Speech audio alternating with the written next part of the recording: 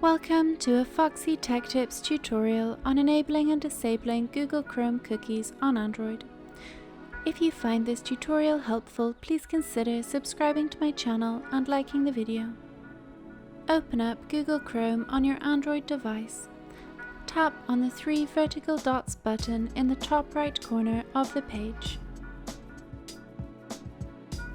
Tap Settings from the menu that appears. Scroll down the settings and tap on Site Settings. Tap Cookies at the top.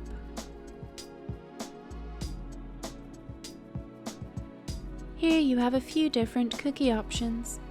You can tap Allow Cookies to allow all cookies, block third-party cookies in incognito mode, block third-party cookies, or block all cookies.